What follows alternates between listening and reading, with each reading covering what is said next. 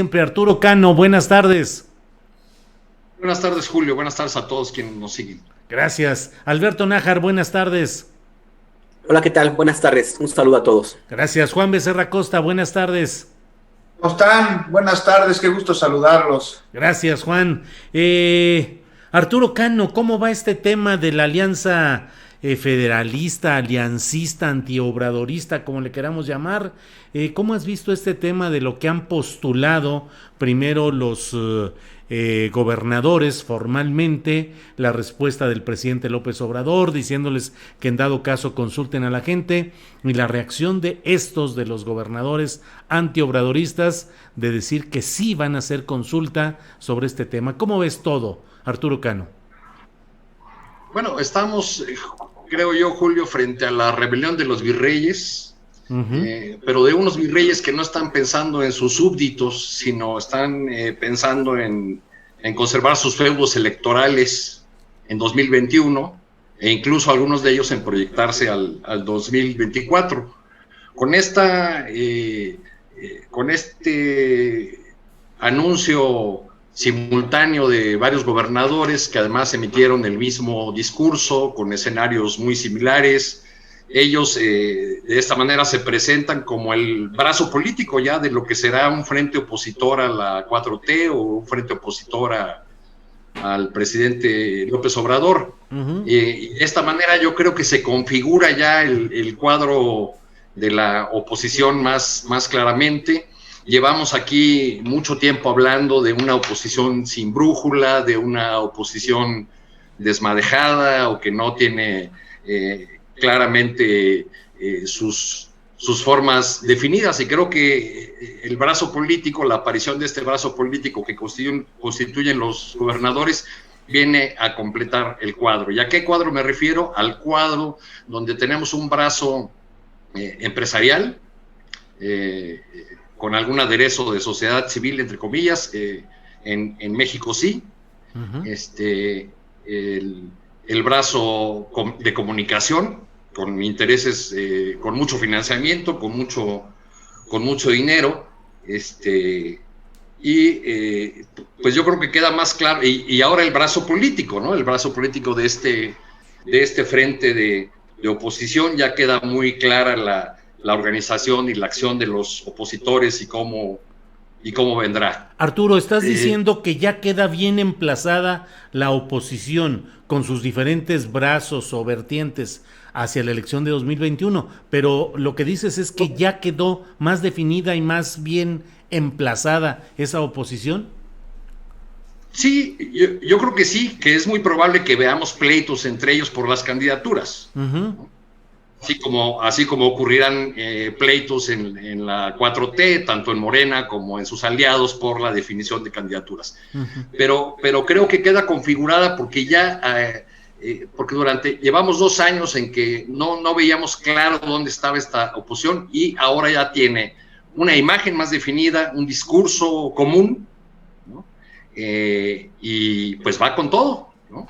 Pues sí. Por la defensa de los feudos electorales, digo yo. O sea, me imagino el frío, el temor que deben estar sintiendo gobernadores como el Bronco o como Silvano Aureoles, por ejemplo, frente a la posibilidad de perder sus feudos electorales y de que eso les signifique que les caiga encima la justicia de la 4T. Bien. Entonces, pues no los une el amor, sino el espanto, como dijo el clásico. Pues sí, Arturo, muchas gracias. Juan Becerra Costa, ¿qué opinas sobre este tema? ¿Cómo ves a estos gobernadores rebeldes, entre comillas, sus planteamientos? Y no sé si coincides con lo que plantea Arturo Cano, de que esa oposición como tal, pues ya está mejor plantada, ya está mejor estructurada. ¿Qué opinas, Juan? Pues está cerrando filas. No sé si eso signifique que está mejor plantada, porque para que una oposición esté bien plantada necesita tener propuestas que vayan más allá de las politiquerías y que vayan en sentido común para beneficiar a la ciudadanía. Y eso es algo que yo aquí, ni en otros lados por parte de la oposición, estoy viendo. Y nada más para poner el ejemplo, pues vamos a hablar sobre este pacto federal que el gobernador Alfaro y otros miembros de la Alianza Federalista buscan abandonar. Pues se trata de un acuerdo, y así lo establece claramente, para promover el desarrollo en todos los estados del país, un instrumento que redistribuye los recursos, reconociendo que todos los órdenes de gobierno, las entidades federativas y los órganos de gobierno deben asumir corresponsablemente los programas y las acciones, y así poder lograr equilibrar el dinero, los recursos de manera equitativa y disminuir la enorme disparidad que hay en los estados entre los municipios. Y para hablar de quien parece ser el principal promotor de este chantaje, pues vamos a Jalisco. Que quiere salir del pacto. Pues el estado de Jalisco necesitaría, de entrada, hay que decirlo, la aprobación del Congreso Estatal, que para este trienio pues cuenta con la mayoría del Movimiento Ciudadano, que muy tristemente para los tapatíos, pues es el partido con el cual Alfaro Ramírez logró su gobernatura. Y ahora dice que, a propuesta del presidente López Obrador, se va a preguntar a la ciudadanía si el Estado debe permanecer o no adentro de este pacto federal que él considera una relación abusiva, con la que se atreve a decir Alfaro que Jalisco aporta muchísimo más a la federación de lo que recibe, porque dice que a cambio recibe, dijo que groserías, desdenes, malos tratos.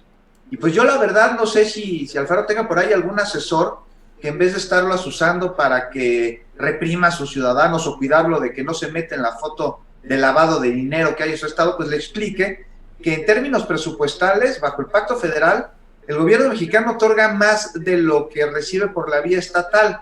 A ver, según cifras de la cuenta pública que fueron obtenidas por el INEGI, en el año 2018 la Federación dio a Jalisco alrededor, nada más, del 90% de su presupuesto. ¿Y cómo lo dio? Mediante participaciones y aportaciones. Entonces, mejor que Alfaro y los demás gobernadores de la llamada Alianza Federalista, que más me recuerdan que otra cosa a Bernardo Reyes y a Félix Díaz, pues se pongan a cobrar los impuestos locales en sus estados, cosa que no hacen, pues no es popular. Tienen que reajustar su presupuesto para ser austeros, que ojo, ser austero no significa que no gasten, sino que no gasten a lo que están acostumbrados a hacer. Y entonces es necesario que las entidades federativas comiencen a recaudar más y de mejor forma sus impuestos. Hay que ver cuánto pagan de tenencia, cuánto pagan de predial, pues nada, no pagan impuestos. Incluso los fifís de la Ciudad de México, que se compran coches de no sé cuántos más de cientos de miles de pesos, pero coches caros, van a emplacar esos estados sus automóviles porque ahí no pagan tenencia, pues ¿no? Sí, es absurdo, sí. Pero ahí se andan quejando. Sí. Y me parece que muy destacado lo que se dijo sobre este chantaje de gobernadores de oposición, de romper este pacto federal y fiscal si no se atiende lo que están demandando de presupuesto para el próximo año. Pues es una acción, dijeron otros gobernadores, desesperada. Lo dijo la doctora Sheinbaum, lo dijo Barbosa, Adán Augusto López, Cuitlaga García, también Jaime Bonilla, Rutilio Escandón, me parece, Cuauhtémoc Blanco incluso. Pues que se pongan a cobrar sus impuestos. Es una acción desesperada lo que están haciendo, y además sería anticonstitucional absolutamente, es absurdo. Y ya para acabar, porque creo que ya me extendí un poquito, Julio, no hay que olvidar que Guadalajara es la capital del lavado de dinero en el país. Es la segunda ciudad más importante de México, y a través de sus tiendas, de sus bares, de sus gasolineras, está ayudando al narcotráfico. Y cuando Enrique Alfaro se hizo presidente municipal de Guadalajara, una de sus labores era la de abordar este asunto de lavado de dinero y de la red de corrupción alrededor suyo que permitía que esto pasara, y no hizo nada. Y aún así, bueno, pues llegó a ser gobernador de este estado, en el que operan 19 organizaciones delictivas, entre ellas el Cártel Jalisco Nueva Generación, que es una organización delictiva supranacional. Muy bien. Juan, muchas gracias. Alberto Nájar, sobre este mismo tema, fíjate que, bueno, en general, pero ahorita con lo que habla Juan Becerra Costa, recuerdo que Cuitláhuac García, en su pronunciamiento de ayer, junto con los demás gobernadores morenistas, llamó a este grupo de los mandatarios antiobradoristas, dijo, maña federalista. Maña, como sabemos, Alberto, pues es la manera como suele referirse en el habla popular a los mafiosos, al crimen organizado. Se le dice la maña, y a los que andan metidos en la maña se les llama mañosos. ¿Crees que hay un ingrediente también de negocios por proteger, de maña federalista en todo este reclamo de estos 10 gobernadores, Alberto? Pues no tendría elementos como para afirmar que exista la decisión de los gobernadores de asumir esta postura, motivados por algún intento de protección de grupos locales o bandas locales. Porque finalmente el combate al crimen organizado es un asunto federal y son las fuerzas federales las que se encargan de eso. Eso no significa que no tengan que actuar también ellos. Que no lo hayan querido hacer, pues eso es otro cantar. Lo que sí es claro es que la presencia del crimen organizado, particularmente el tráfico de drogas, en algunos estados de los que gobiernan estos mandatarios rebeldes, la presencia es muy importante. Nada más recordar la situación que se vive en Tamaulipas, ¿sí? Y recordar que hay 2 exgobernadores que están vinculados directamente a una organización delictiva, los Zetas y el Cártel del Golfo. Y hay que recordar que Jalisco fue durante mucho tiempo, a partir de la Operación Cóndor en 1972-73, y Jalisco y particularmente Guadalajara se convirtieron en el paraíso, en el refugio, la zona de confort para las familias de los grandes capos de narcotráfico. Ahí vivieron durante mucho tiempo y se integraron incluso a la sociedad tapatía, a las familias de algunos de los principales capos del narcotráfico a nivel, ahora no nada más nacional, sino a nivel mundial. Hay que recordar que la primera esposa de Joaquín Guzmán no era el Chapo, vive muy tranquilamente allí en el fraccionamiento del Palomar, por ejemplo, ahí tiene su casa, todo el mundo sabe dónde está. Hay que recordar que existe todavía esa famosa casa que todavía hace unos años mandó construir Rafael Caro Quintero para su beneficio personal, que era una mansión incluso proyectada hasta con lago, y que ahora es una de las zonas residenciales más lujosas de la zona metropolitana de Guadalajara. En algún momento platicaba con analistas y hacíamos la comparación de cuánto puede estar aportando el dinero sucio, el dinero del tráfico de drogas a las economías de algunos países, y me decían, mira, si por arte de magia se eliminara el tráfico de drogas en México, las economías de varios estados, por lo menos 10 estados, se iban a pique. Y entre esos estados están algunos de los que gobiernan estos mandatarios rebeldes. Chihuahua, Tamaulipas, Jalisco son un ejemplo. Guanajuato. Entonces, Guanajuato también, ahora mismo Guanajuato. Entonces, a mí me parece que, como dice el dicho, para poder criticar a los demás, la cola de los demás hay que tener la cola muy corta.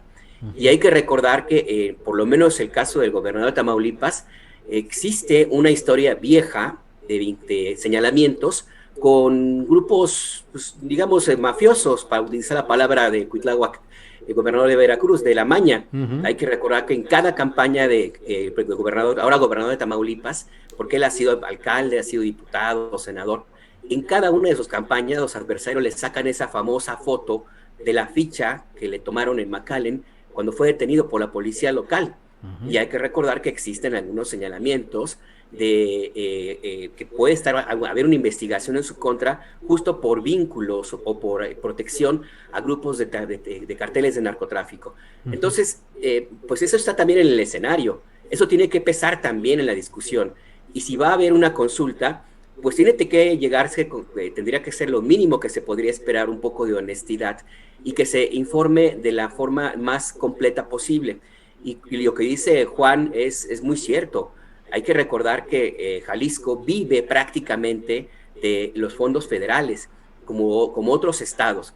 Entonces, yo no sé en qué cabeza están pensando en que realmente pueden vender esta película. Lo están tratando de hacer, por supuesto, manipulando, sin tomar en cuenta todo lo que implica el entramado legal para poderte salir del pacto federal. Porque no es nada más que tú digas, ya me voy, ya no juego con estas canicas ni con estos cuates, ¿no? Ahí hay un montón de cosas y de actividades económicas, políticas y de seguridad, ojo, que son necesarias y de las cuales la federación tiene un papel fundamental.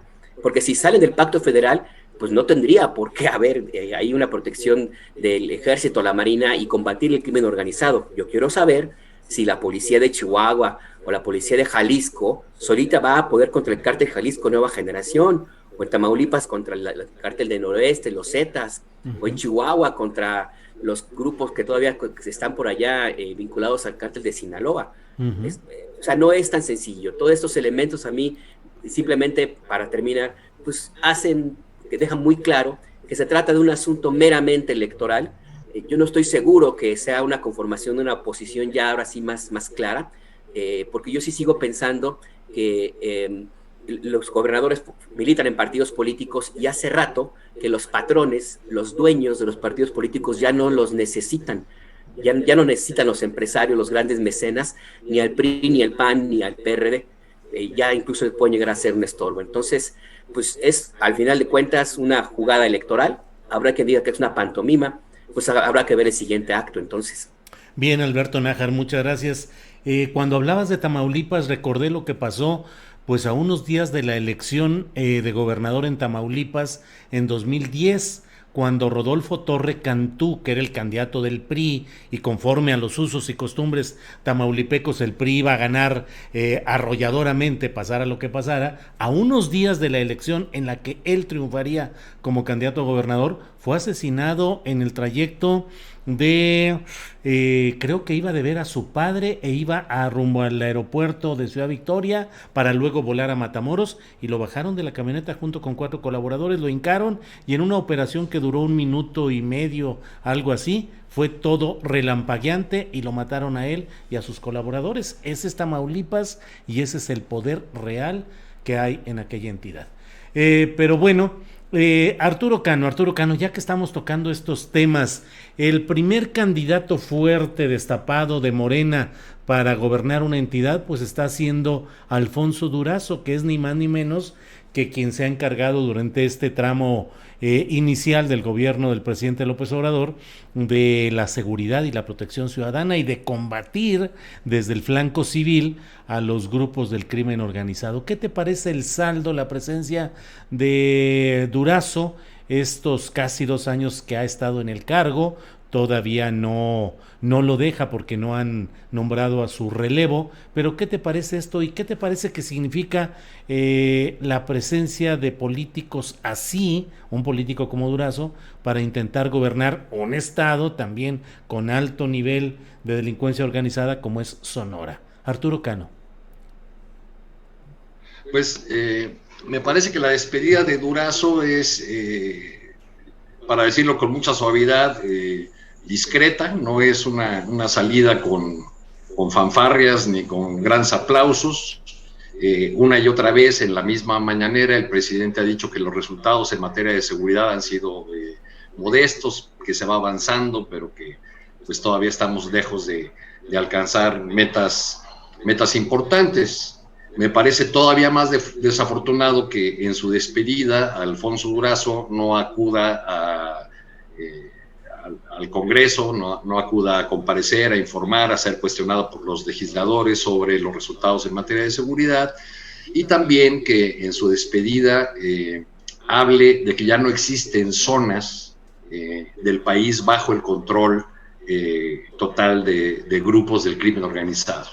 No sabemos cómo podemos corroborar esa afirmación del secretario, pero yo quiero recordar que desde el sexenio de Calderón ese es un argumento que se ha usado desde el poder, ¿no? Ese fue el argumento que se utilizó para lanzar el operativo conjunto Michoacán, y por ahí perdida en la memoria tenía yo la declaración de un general que fue el mando principal del operativo único Michoacán, que en una fecha tan temprana como 21 de diciembre de 2006, dijo que los Zetas estaban acabados. Que o habían sido ejecutados o habían sido capturados. El general Manuel García Ruiz, que era el jefe principal del operativo Michoacán.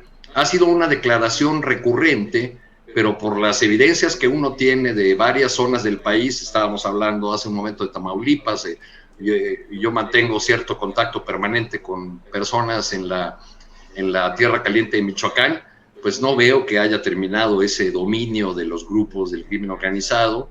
Más bien seguimos teniendo zonas del país que viven bajo el terror de los enfrentamientos entre los diversos grupos. En el caso de la Tierra Caliente de Michoacán en particular, pues sí, efectivamente ya no existen los los templarios que llegaron a controlar todas las esferas de la vida social, política, cívica, etcétera, etcétera, pero hay una encarnizada guerra entre distintos grupos que tiene como rehén a la población.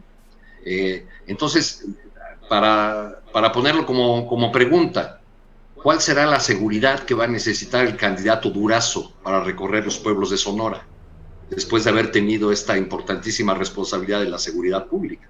Claro. ¿Podrá hacer campaña como otros candidatos? Recuerda a la hermana de Felipe Calderón, a María Luisa Cocoa, María Luisa, que tuvo que hacer también campaña protegida por el Estado Mayor Presidencial. Sí. Uh-huh. Bien. Y recuerdo personas que estuvieron en la lista para ser candidatos de otras fuerzas políticas, como del PRD, que de plano no aceptaron la candidatura porque decían que no había condiciones para hacer una campaña. Claro, claro. Bien, pues antes de pasar con Juan Becerra Costa, te comento, Arturo, que mientras tú hablabas, revisé aquí en San Google y dice esta declaración que fue el jueves 21 de diciembre de 2006. El general Manuel García Ruiz, mando único de la Operación Conjunta Michoacán, dijo: los Zetas están acabados. La mayoría de sus miembros fueron ejecutados o están detenidos. El cártel del Golfo ya no cuenta con ese grupo de sicarios. Estos exmilitares eran un mito, un pretexto para tratar de desprestigiar al ejército y un nombre que usan otros delincuentes para intimidar a sus adversarios. Es lo que tú mencionabas, Arturo, de este general García Ruiz. Es una joya, ¿no te parece esa declaración? Sí. Imagínate, 14 años hace de esa declaración. Los Zetas están acabados, ya, no hay más. Juan Becerra Costa, ¿qué opinas sobre este tema de Alfonso Durazo, su salida de la Secretaría de Protección y Seguridad Ciudadana y su candidatura al gobierno de Sonora? Una posición estratégica. La seguridad pública, con la llegada del presidente López Obrador, se desincorporó por completo. La Secretaría de Gobernación se creó, la Secretaría de Seguridad y Protección Ciudadana, y a Durazo, a él, se le confió la responsabilidad de la principal promesa durante la campaña, que es además la principal demanda de toda la población, es acabar con la inseguridad, por lo que su responsabilidad pues ha sido la de llevar a cabo una estrategia para pacificar al país, y para ello una coordinación entre todas las dependencias.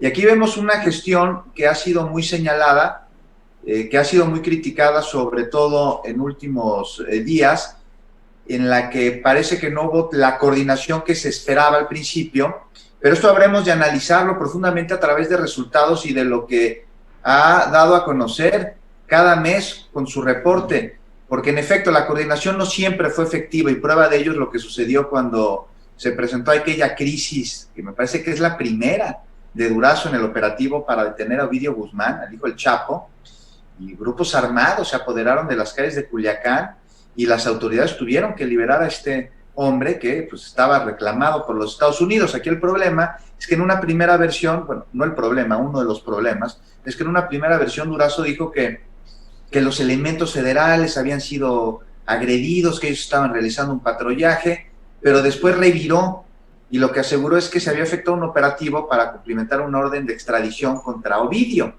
Uh-huh. Y bueno, no sé, hay quien dijo que quería demostrar que se las sabía de todas y que solito se quiso colgar una detención importante y que no se comunicó con otras fuerzas de seguridad, y le salió textual el tiro por la culata en un episodio que va a pasar a la historia, y en el que al final de este episodio se actuó con absoluto humanismo, un humanismo que no conocíamos en México, pero eso ya fue decisión del presidente, quien no quiso sacrificar vidas de mexicanos ante la posibilidad de que su secretario de seguridad se colgara un trofeo. Días después vino otro episodio que marcó también la gestión de Durazo, el multihomicidio de algunos integrantes de las familias Levarón y Langsford allá en Bavispe. Y por estos casos se llegó a especular que el presidente López Obrador le podría pedir a Durazo un cambio en la secretaría, pero no fue así. El presidente lo defendió, incluso no sé si recuerdan que él decía, le animaba, le daba el espaldarazo, decía que era fortachón y que tenía mucho ánimo, que había hecho muy buen trabajo de coordinación con el Gabinete de Seguridad, que se había trabajado de manera conjunta, y esto no es un asunto menor, porque al igual que se recibió al país en materia de salud pública, un país devastado en seguridad, igual o peor, en donde todos están coludidos y está lleno de ratas y está lleno de corrupción y está lleno de intereses, y dentro de este panorama absolutamente adverso, en donde el enemigo muchas veces está dentro, hay que destacar la detención de quien fue el principal generador de violencia en Guanajuato, de José Antonio Yepes, del Marro, y diversas acciones. Está la línea 911, el Registro Nacional de Detenciones, el Modelo Nacional de Policía y Justicia Cívica, un protocolo para la atención de casos de violencia de género, y hay delitos que están a la baja, como lo son el robo de vehículos, el secuestro, la extorsión, que hay que analizar, porque también quienes critican la gestión de Durazo dicen que esto se debe a la pandemia, pero también hay delitos como la extorsión que han disminuido por los operativos que se han llevado a cabo al interior de los penales, de donde precisamente sale la mayor parte de la extorsión. Y bueno, el próximo secretario de Seguridad, pues es el tema que nos compete ahora, ¿no? Deberá, pues, ser un profesional que tenga muy en claro el fortalecimiento de las policías municipales y locales, porque con la Guardia Nacional solita no alcanza para lograr esta pacificación que necesita el país. A mí me parece que se necesita un perfil con conocimiento en seguridad pública, sí, pero sobre todo alguien que no esté pensando en saltar en otro cargo, por lo menos hasta que acabe el sexenio. Bien, gracias, Juan. Alberto Nájar, ¿qué opinas sobre este tema? Este tema de Durazo, Sonora, Secretaría de Protección y Seguridad Ciudadana.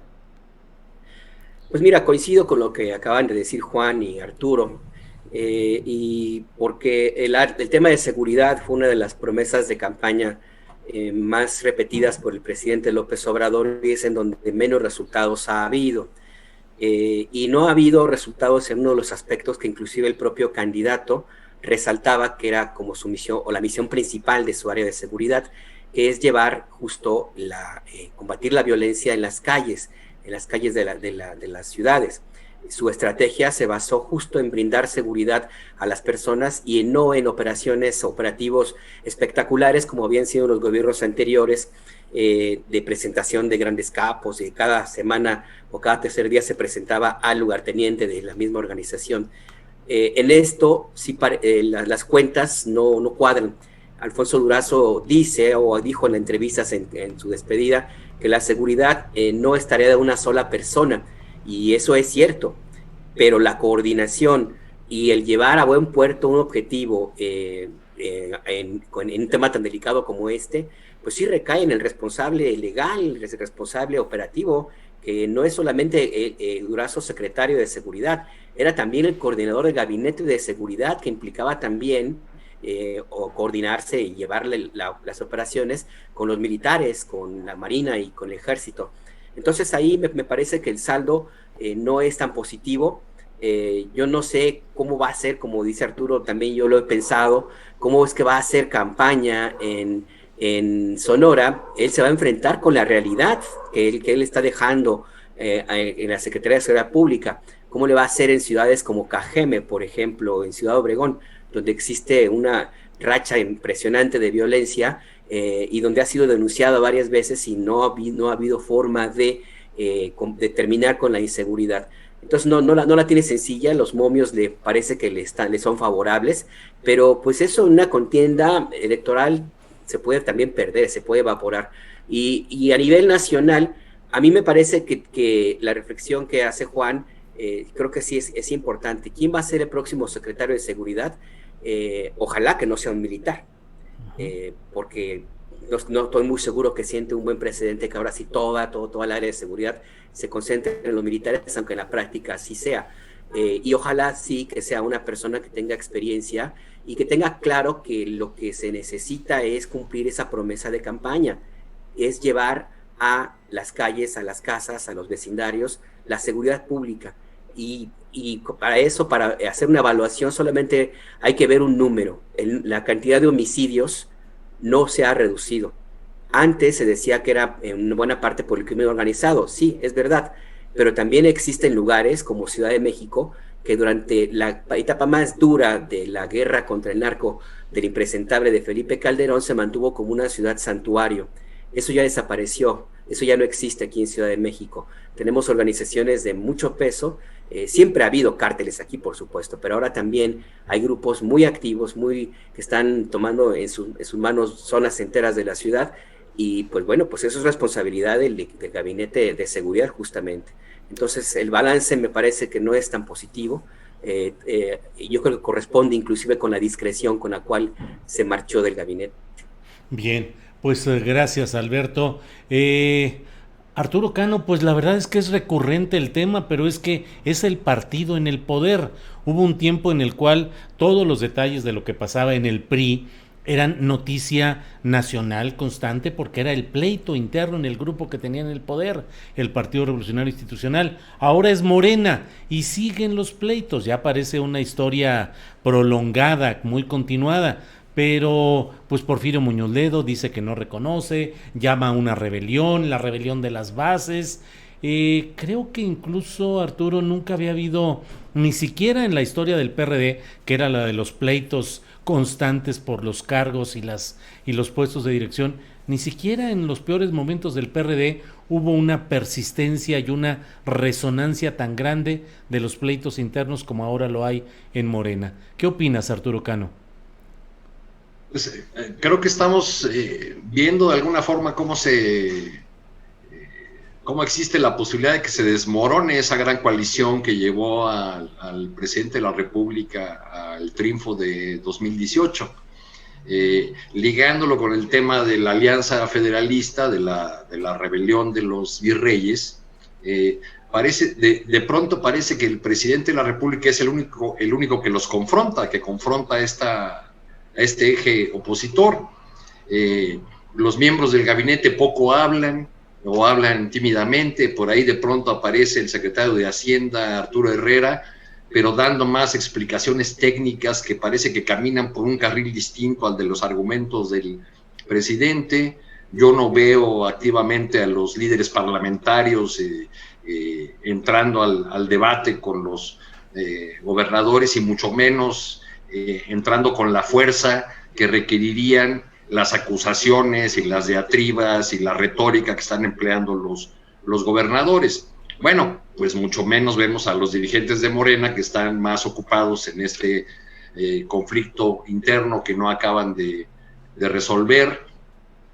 No veo la velocidad necesaria en los anuncios o decisiones o propuestas que ha ido soltando Mario Delgado, quien resultó ganador de la encuesta, y eso abre la posibilidad de que los partidos aliados, los llamados nuevos partidos, que de nuevo solamente tendrán el registro porque pues en realidad son propiedad de viejas expresiones del corporativismo mexicano, como en el caso del Partido del Vestero o el de Pedro Aces, pues esas nuevas fuerzas políticas van a encarecer su valor, su precio, porque serán probables candidaturas o podrán ofrecer candidaturas a los decepcionados, a los bronqueados en Morena, a los que no obtengan ahí espacio en una lucha interna que se ve venir dura y que va a tener consecuencias en esa disputa de los espacios políticos del año próximo, que son muchísimos, pero que no alcanzan para todos. Pues sí, así es. Gracias, Arturo Cano. Juan Becerra Costa, ¿qué opinas sobre esta persistencia del conflicto interno en Morena? Por favor, Juan. Ya lo decías tú, Julio, esto pues no se veía dentro de los partidos en los que veíamos cosas verdaderamente inauditas cuando del reparto del poder se trataba, y me parece que lo que estamos viendo es apenas una probadita de la disputa que se podría tener en las elecciones del 24, y aunque ahora el partido pues lo que dice es buscar la unidad y que todos se den un abrazo como aquel de Acatempan entre Iturbide y Guerrero, pues hay mucha resistencia, y una principalmente encabezada por Porfirio Muñoz Ledo, que desconoce los resultados de la tercera encuesta para elegir a la dirigencia, y hace por fin un llamado que parece buscar la ruptura, y ante la falta de oposición que existe en el país, que más allá de politiquería, de arrastrarse en el piso allá afuera de la casona en Xicoténcatl, o de pretender construir, levantar partidos políticos que no tienen ni autoridad moral, ni mucho menos legalidad, pues Morena no tendría que relajarse,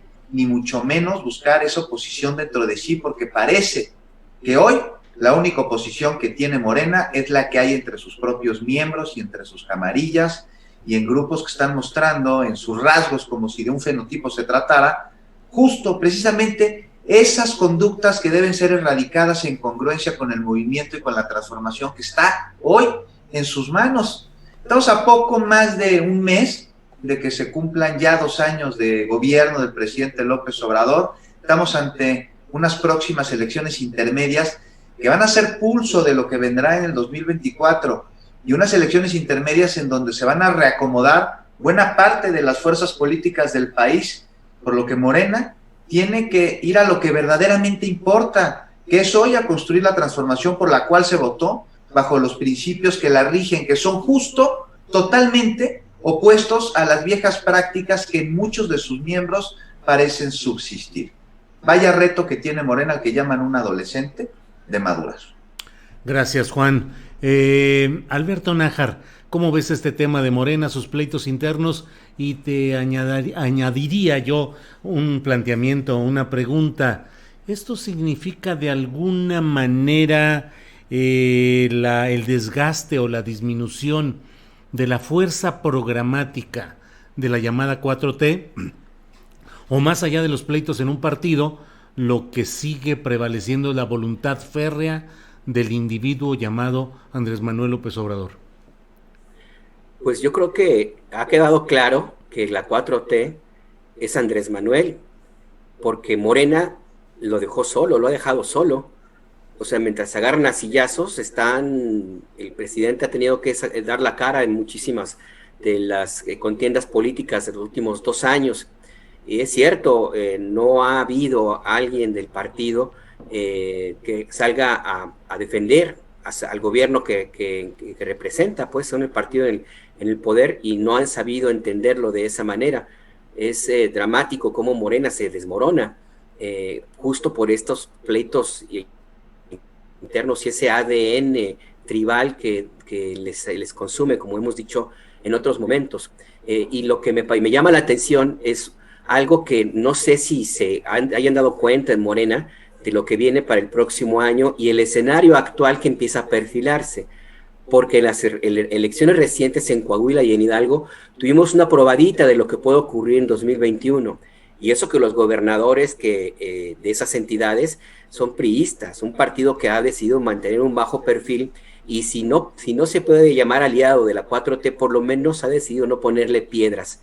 Entonces, si eso ocurre con alguien que es más o menos cercano, no sé qué puede ocurrir con gente o con políticos, gobernadores, abiertamente en confrontación con el proyecto del presidente López Obrador. Esa figura que se ha repetido en esta mesa y en otros espacios, de que son virreyes, señores feudales, pues es real. Ellos tienen la capacidad de hacer las operaciones políticas necesarias para quedarse con las posiciones locales. Porque sí, la figura del presidente es importante, pero él no va a estar necesariamente en la boleta.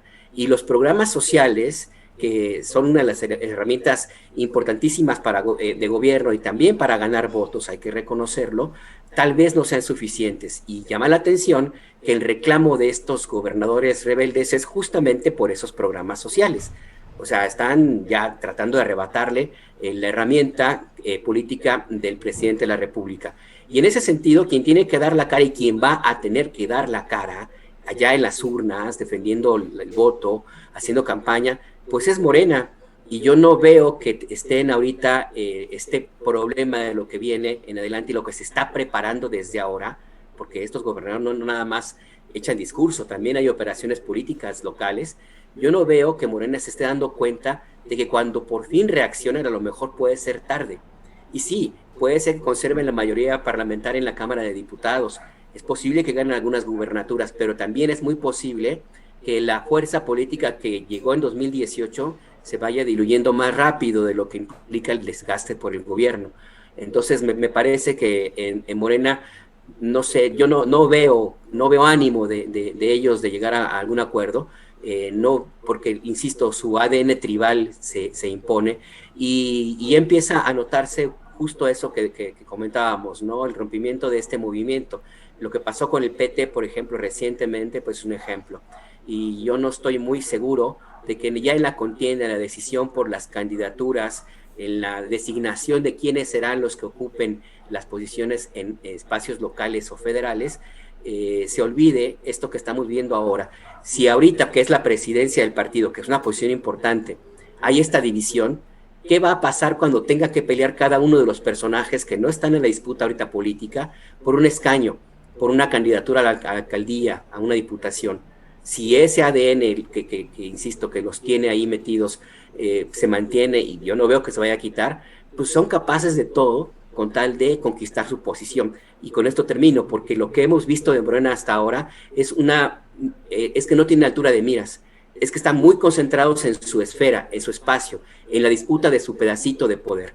E insisto, cuando llegue la necesidad de afianzarse en ese pedacito de poder que muchos creen que les tocan, lo que vemos ahorita puede parecer un concurso apenas de las sillas que juegan en las fiestas. Lo que puede venir puede ser un pleito todavía más fuerte.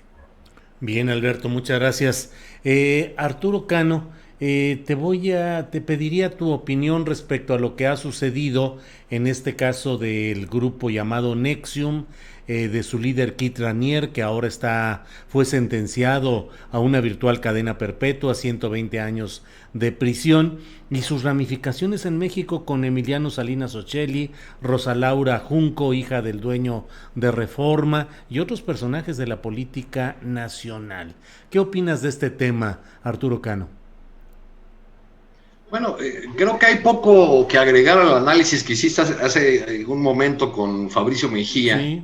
Él puso buenos puntos sobre la mesa, sobre todo las ausencias que hay, la falta de investigación que hay sobre hasta dónde llegaron los tentáculos de esta secta, de este grupo criminal cuya cabeza principal ya ha sido sentenciado en Estados Unidos por acusaciones atroces, ¿no? Que solo empezar a leer o leer un poco de lo que se denunció, lo que apareció en el juicio, pues lo pone a uno a temblar, ¿no? Sí. Es una muestra también de la descomposición de estas élites, ¿no? De las élites que siguen en el poder en México, porque no estamos hablando de personas que tuvieron el poder hace 3 o 4 sexenios y que después dejaron de tenerlo. Estamos hablando de élites que se perpetúan, que se consolidan, que siguen presentes en distintas esferas de la vida a través de sus yernos, de sus hijos, de sus herederos, y es el caso de esta secta, del hijo de Carlos Salinas, de la hija del dueño del periódico Reforma, que no ha publicado información sobre el tema, ni la publicará. Yo creo que Junco tiene incluso hasta un himno, su periódico, ¿no? Que se llama Soldados de la Libertad. Uh-huh. Pero esa retórica del himno del Reforma se acaba cuando se trata de los intereses familiares o de la imagen de la familia o de cercanos al dueño del medio, ¿no? A mí me tocó, cuando trabajé en Reforma hace muchos años, tener una información, en aquel momento era nota, ya ahora no tendría nada de importancia, de cuando llegaron los primeros Mercedes-Benz al país, o se fabricaron por primera vez aquí. No creo que eran importados todavía, estamos hablando del 94. Uh-huh. Había una lista de empresarios donde estaban los Alemán, gente de Cemex, varios altos ejecutivos de Televisa. Era una nota interesante de quién iba a hacer el uso, o quién iba a estrenar en las calles esos Mercedes-Benz de los más grandotes, en fin. La nota no se publicó porque aparecía ahí uno de los Junco. Entonces, bueno, pues ese es el comportamiento de la familia Junco con respecto a su lucha por la libertad de expresión. Así es. Arturo Cano, gracias. Sobre este mismo tema, Juan Becerra Costa, ¿qué opinas? Pues me parece que, Julio, es de llamar la atención el por qué Ranieri ubicó en México un centro de operaciones y por qué atrajo a personajes por demás acomodados, pero cómo los atrajo, o sea, qué es lo que realmente les vendió Ranieri a todos ellos. De entrada se sabe que el primer mexicano que fue a las aulas de Nexium allá en Albany, en Nueva York, y que además llevó el curso allá a Monterrey, es una persona llamada Edgar Boone, que es una especie de Sherpa de Ranieri en México, pero quien realmente lo catapultó, lo puso de moda, fue, como ya todos lo sabemos, el hijo de Carlos Salinas de Gortari, Emiliano Salinas Ocelli, quien a su vez jaló a una especie de élite de yuppies y de muy reyes de la política y de los negocios, además de la farándula, teniendo, por ejemplo, desde su hermana Cecilia o su madre Cecilia Ocelli González, quien incluso fue instructora, pero como en una inercia de condesas rusas del principio del siglo XX, a los cursos se fueron inscribiendo más figuras, digamos que importantes, sí, pero no tanto por ellas mismas, sino por su relación familiar. O sea, eran parientes de personajes poderosos, lo que tiene también, sin duda alguna, una gran carga. Y ahí tenemos, por ejemplo, a Ana Cristina Fox, a la hija de Vicente Fox, a Fabiola Sánchez de la Madrid, nuera del expresidente de Miguel de la Madrid, a Alejandra González Anaya, a la hermana de José Antonio González Anaya, quien muchos llaman el multiusos de Peña Nieto. Y sobre esto Dolly Esteves publicaba, me parece que sin embargo, que Ranieri quería que México fuera la primera república Nexium a nivel mundial, sí, que suene de risa, y que Emiliano Salinas Ocelli fuera su presidente para utilizarlo, como al parecer siempre lo utilizó, como un títere. Y ustedes que se quejan de la República de Twitter, ¿eh? Podríamos... Imagínate la República de Nexium. Sí, o sea, ni los Borgia hubieran tenido un ambiente así. Pero bueno, siempre utilizó como títere a Emiliano Salinas, y esto es algo que se puede ver en el video en el que él y su hermana le bailan a Ranieri en una coreografía como esas que utilizaban Luis de Llano o Tony Berumen, en esos grupos tan exitosos durante los años 80 y 90, pero me parece fantasioso este planteamiento, es decir, la República Nexium y que Emiliano Salinas sea el presidente, y entonces lo que habremos de ver pues es quién más había detrás, porque de Nexium se dice que se sabe solo la puntita del iceberg. Entonces, ¿qué hay detrás? ¿Qué intereses son los que más allá de lo que sabemos y es terriblemente sórdido existen? Y es justo sobre esos intereses que habríamos de preguntarnos, ya que hay elementos, porque los hay, si se llevarían a cabo en México investigaciones a quienes estuvieron cerca de Ranieri en sus actividades, pues ya que ninguno de ellos ha sido vinculado a ningún proceso por los crímenes de su gurú. Y se sabe que la Fiscalía de Nueva York tiene pruebas de que Emiliano Salinas estaba enterado de estas prácticas de Ranieri, que incluso intentó obtener ilícitamente algunos documentos financieros con los que buscaba desacreditar a los que eran enemigos del culto de Nexium en Estados Unidos, por lo que su cuenta de correo electrónico, de acuerdo con las autoridades, fue confiscada mediante una orden judicial como parte de la investigación contra Ranieri, o sea, ya en Estados Unidos. Pero ¿qué pasa con los demás secuaces? O sea, estamos hablando, por mencionar algunos, aparte de los que ya dijimos, a la que tú mencionabas, ¿no? A Rosa Laura Junco, hija de Alejandro Junco de la Vega, el dueño del Reforma, también no solo la nuera del expresidente de la Madrid, sino a su hijo Federico, y pues ahí ya mencionamos a Alejandra Anaya, también está Marcela Gómez del Campo, que es hermana de Mariana Gómez del Campo y prima de Margarita Zavala. Uh-huh. Y entonces, pues aquí hay que ver cuáles son los intereses que había en México, porque a mí me parece que no solo era lo que nos están planteando, y un poquito hay que ver otro escándalo que involucra a Emiliano Salinas Ocelli, que fue dado a conocer por Emilio Lozoya en su denuncia de hechos ante la Fiscalía. Claro. Ahí acusó al expresidente Carlos Salinas de Gortari de presionarlo para pagar los proyectos de su hijo en la empresa 13, así como, no sé si recordaron los $15 millones por cancelar el contrato para una plataforma marítima que explotó. ¿Por qué explotó? Pues porque no se le daba mantenimiento. Uh-huh.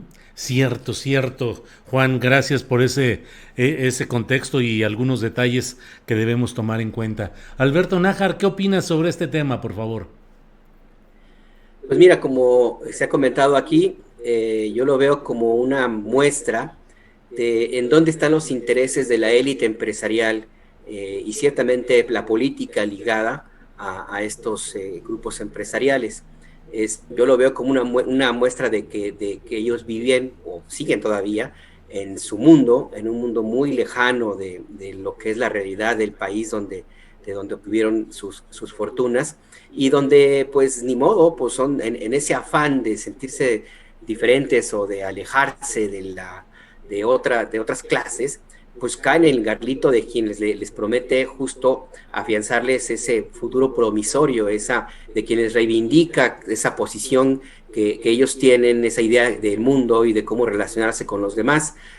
Más allá de la profunda misoginia que les impartió este personaje a estas personas, gente como Emiliano y otros, y que también tiene mucho que ver con la forma como desde las élites se mira el problema de los feminicidios en México, ojo, porque algunos de los familias vinculadas a estos personajes, pues ocupan posiciones políticas y en algunos casos judiciales. Eso también nos muestra justamente esta connivencia que siempre se denunció que existe y que es uno de los pilares del sistema político que se pretende cambiar. Ahí, y yo lo vería inclusive como una muestra más vergonzante, si tú quieres, de esa cosa que le llaman el PRIAN, y habría que ver si no hay algún periodista por ahí sumado, alguno de esos cercanos a Mancera que tanto tiempo estuvieron buscando poder económico, si no sale por ahí vinculado. Yo creo que es importante, como señalaban Arturo y Juan, que se haga una revisión de hasta dónde influyeron, no nada más en términos de algún caso muy específico, no sé, lavado de dinero, cosas así, sino hasta dónde influyeron en decisiones de política pública que favorecieron a personas cercanas a este gurú de esta secta, y también, por supuesto, de qué forma esta forma como se extendieron, como fueron cooptando, como fueron reclutando a miembros de la élite empresarial y política, también ha influido en este modelo de país que estuvimos durante los últimos 6 años. No hay que olvidar que el propio Enrique Peña Nieto y su grupo cercano pues tienen un perfil muy parecido al de quienes participan en esta secta. No hay que olvidar que Peña Nieto, Videgaray y otros, pues presumían justamente ese tipo de actitudes, ropa, modas, de intereses, en fin, y están ciertamente muy cercanos a quienes están ahora señalados de formar parte de esta organización. Y en lo que me llama mucho la atención la posición de periódico Reforma, pues era predecible que no lo publique, no nada más por una cuestión familiar, sino pues porque hace ya rato que hay muchos cadáveres en sus closets y pues no estoy muy seguro que tengan ganas de que se ventilen. Pero bueno, pues sí, es una muestra, como dijo Arturo, de esta descomposición del sistema político empresarial, y habría que también revisar hasta qué punto lo que estamos viviendo ahora de polarización y de todo lo que hemos discutido en varias mesas está también vinculado a cierto riesgo que ven en la posibilidad de que ese modelo que era el que ellos presumían y que era hasta socialmente aceptado, sea finalmente erradicado del país. A lo mejor también por ahí puede haber esa parte de la rebeldía y de la forma como están reaccionando ante la 4T. Bien, Alberto Nájar, muchas gracias. Son las 2 de la tarde con 56 minutos. Invito y recuerdo a quienes nos siguen en este programa que terminando esta mesa vamos a hablar con Daniela Barragán, reportera de Sin Embargo, que publicó un reportaje que me parece muy interesante. Dice: la rebelión de los gobernadores suena muy bien, pero podría salir muy caro a los gobernados. Entonces vamos a hablar con ella y luego tendremos a Héctor Raúl González, corresponsal en Morelos, sobre temas pues de violencia, de crimen en el estado de Morelos. Pero para cerrar esta mesa les propongo a mis compañeros que me permitan leerles, y luego les voy a pedir a cada uno su opinión, lo que hoy ha publicado Carlos Loret de Mola hace a las 2 de la tarde con 9 minutos, puso un tuit en el cual dice: ayer martes 27 comparecí en el asunto conocido como el montaje Florence Cassés. Me fue muy bien. Pude dejar clarísimo que si bien cometí el error de no darme cuenta, nunca organicé, planeé o me coludí con nadie para hacer algo por lo que ofrecí disculpas desde hace 15 años.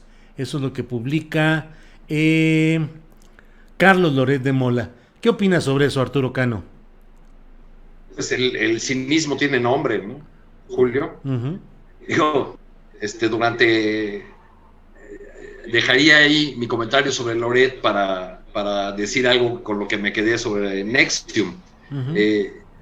Uno de los ángulos que habría que ver de este grupo, aunque quizá no lo podemos desligar tanto de Loret, que también forma parte de estas élites, es que por supuesto que Nexium es una historia truculenta, llena de abusos, de violencia, de crimen, pero la otra cara, que recordé ahora que hablaron del baile ese que hace Salinas, vestidos de varios colores, como la ficha roja, la ficha azul y no sé qué, uh-huh, muestra también tan rústica y tan pedestre es la élite mexicana.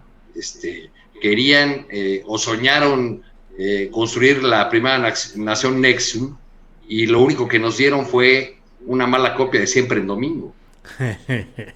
Pues sí, así es. Juan Becerra Costa, ¿qué opinas sobre este tema de lo que publica Carlos Loret de Mola, que dice que fue un error y dice que en tantos programas que él hizo en televisión, pues obviamente uno comete errores, dice? ¿Qué opinas, Juan Becerra Costa? Pues coincido absolutamente con Arturo, me parece de un cinismo impresionante esta declaración. Ahora lo que tendría que hacer pues es un examen de conciencia sobre el terrible daño o los terribles daños que ha causado. Tenemos a Vallarta todavía detenido sin que haya habido una sentencia por parte de las autoridades. Tenemos a una sociedad mal informada, cuando el gran reto del siglo XXI es precisamente construir una sociedad bien informada, y tenemos a un mercenario de la información que difunde noticias falsas, tergiversadas, con intereses súper oscuros que responden a lo peor de lo que ha sucedido en este país. No sé si se acuerdan que en su afán de convertirse, según él, en un periodista opositor, hasta intentó desacreditar al doctor López-Gatell, cuestionando su pasado, salió raspadísimo. En fin, es muestra de estos pasquines con patas que han salido incluso de los medios que los contrataban, no porque algún presidente los haya querido sacar o porque algún funcionario los haya querido sacar, sino porque perdieron absoluta credibilidad. Y me parece que si ahora tiene rating, pues es porque hay quienes se sienten identificados con este odio y con este veneno que suelta todos los días, pero todos ellos en el fondo saben que lo que están recibiendo son mentiras, pero les gusta mucho escucharlas. Gracias, Juan. Alberto Nájar, tu comentario ya para cerrar esta mesa de periodismo, tu comentario sobre lo que ha dicho hoy Carlos Loret de Mola. Fue un error, no me di cuenta. Yo creo que la mejor definición del Carlos Loret de Mola actual pues son los sketches en los que participa con Broso. Uh-huh. Eso lo pinta de cuerpo entero. Esa es como, digamos, la profesión que, por lo que veo ahora, es la que va a seguir en adelante. Y sí, de esto que me publica y que dice que no supe, yo no sabía, pues que se lo crea García Luna, ¿no? Honestamente.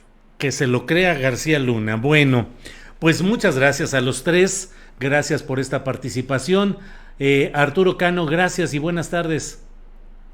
Muchas gracias, buenas tardes, Julio. Hasta luego a todos. Hasta luego. Juan Becerra Costa, buenas tardes. Buenas tardes, Julio, Arturo, Alberto, que pasen buenas celebraciones de muertos, y en este fin de semana hay que recordar también a nuestras muertas. Sí, claro. Gracias, Juan. Alberto Nájar, buenas tardes. Buenas tardes, un abrazo a todos. Gracias.